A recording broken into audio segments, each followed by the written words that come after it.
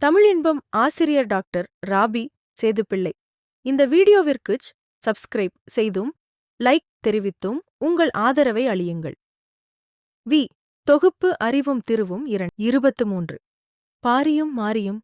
பழந்தமிழ்நாட்டில் வரையாது பொருள் வழங்கும் வள்ளலார் பலர் வாழ்ந்து வந்தனர்.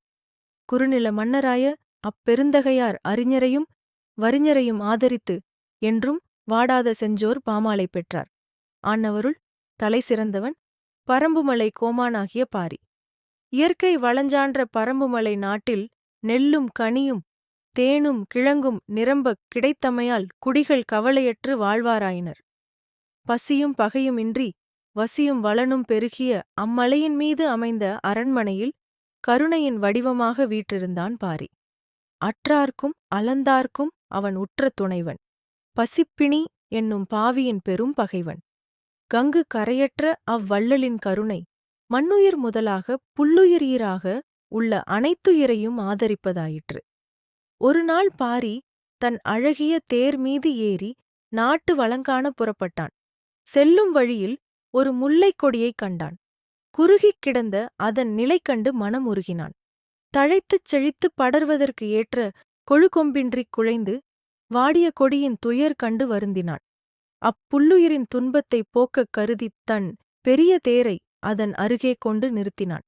கொடியை எடுத்துத் தேர் மீது படரவிட்டு கவலையற்ற முகத்தோடு தன் கோட்டையை நோக்கி நடந்தான். காட்டில் வாழ்ந்த கொடியும் ஓர் உயிர் என்றுணர்ந்து அதற்கு உற்ற குறையை குறிப்பால் அறிந்து உள்ளம் நெகிழ்ந்து உதவி புரிந்த வள்ளலின் பெருமையை பூத்தலை யரா புனைகொடி முல்லை நாத்தழும் பிறுப்பப்பாடா தாயினும் கரங்குமணி நெடுந்தேர் கொள்கெனக் கொடுத்த பரந்தோங்கு சிறப்பிற்பாரி என்று புலவர் பெருமானாகிய கபிலர் போற்றிப் புகழ்ந்தார். பாடி வந்த பாவலர்க்கு பரிசளித்தலோடு அமையாது. வாய்விட்டுச் சொல்ல வகையறியாப்படர் கொடிக்கும் பெருங்கொடையளித்த பாரியின் பெருமை தமிழ்நாடு முழுவதும் பரவிற்று.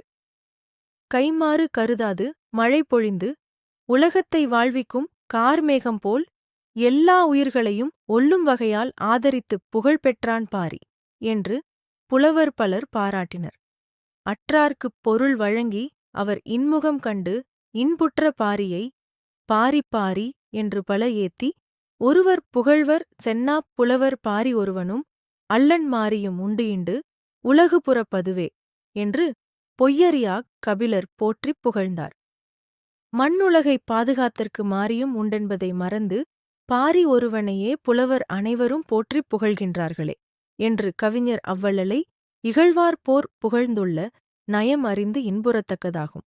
இவ்வாறு பாரி ஒருவனையே பலரும் புகழக் கண்ட பாண்டியனும் மற்றைய இருபெருவேந்தரும் பெரிதும் அழுக்காறு கொண்டு அவனது பரம்பைத் தம் படையால் முற்றுகையிட்டார்கள்.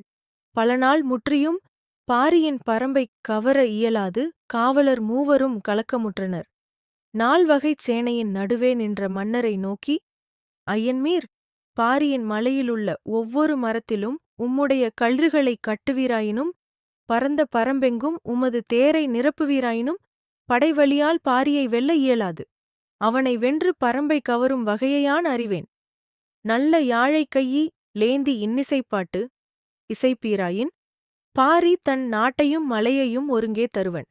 இதுவே அவனை வெல்லுதற்குரிய வழியாகவும் என்று பாரியின் வன்மையை புகழ்ந்தும் மூவேந்தரது வன்மையை இகழ்ந்தும் கபிலர் நயம்பட உரைத்தார். இங்கனம் இசை வழியாகப் பாரியை வெல்ல இசையாத மூவேந்தரும் வசையாற்றால் அவனை வென்றதாக அப்பெருந்தகையின் வரலாறு கூறுகின்றது. தஞ்சம் அடைந்தோரைத் தாங்கும் தன்னழி வாய்ந்த வள்ளலை வஞ்சனையாற் கொன்று மூவேந்தரும் அழியாப் பெரும் வழியெய்தினர்.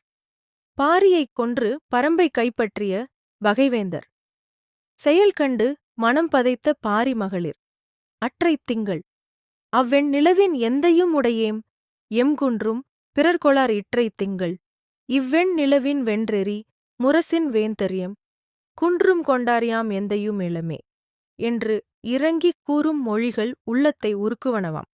அப்பெண்மணிகள் தந்தையை இழந்து தமியராயினர். நாட்டை இழந்து நல்குரவெய்தினர். முல்லைக்குத் தேரீந்த வள்ளலின் மக்கள் தொல்லை வினையால் துயருழந்து அரற்றும் மொழிகள் நல்லோருளத்தைக் கரைப்பனவாகும். மணப்பருவமுற்ற அம்மங்கையரை பாரியின் தோழராகிய கபிலர் இருங்கோவேள் என்னும் குறுநில மன்னனிடம் அழைத்துச் சென்று, ஐயனே, இவர் இருவரும் பரம்பிற் கோமானாய பாரி ஈன்ற மக்கள். யான் இவர் தந்தையின் தோழன். அம்முறையில் இவர் என் மக்கள். இம்மங்கையரை உனக்கு மணம் செய்யக் கருதி இங்கு அழைத்து வந்தேன் என்று தம் கருத்தை அறிவித்த பொழுது அக்குறுநில மன்னன் பாரி மகளிரை மணம் புரிய மறுத்துவிட்டான். அப்பால் அருங்கவிப் புலவர் வருந்திய முகத்தோடு அங்கு நின்றும் அகன்று மற்றொரு குறிஞ்சி நிலக்கோமானிடம் சென்று அவன் பெருமையை போற்றிப் புகழ்ந்து பாரியின் மக்களை மணம் புரியுமாறு வேண்டினார். வள்ளலின் மக்களாயினும் வறுமை எய்திய மங்கையரை மணம் புரிய இசையா குறுநில மன்னனும் மறுத்துவிட்டான். அவ்விருவரது செயல் கண்டு சிந்தை எழிந்தார் செந்தமிழ்ப் புலவர்.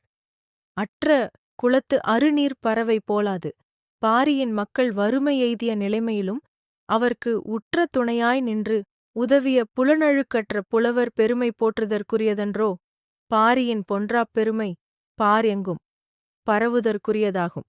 வில்லுக்கு விசயன் என்றும் விரலுக்கு வீமன் என்றும் உலகம் விதந்துரைத்தல் போல பசித்தோர்க்குப் பாரி என்று பாரெல்லாம் போற்றுதற்குரிய பெருமை அவ்வள்ளலிடம் அமைந்திருந்தது.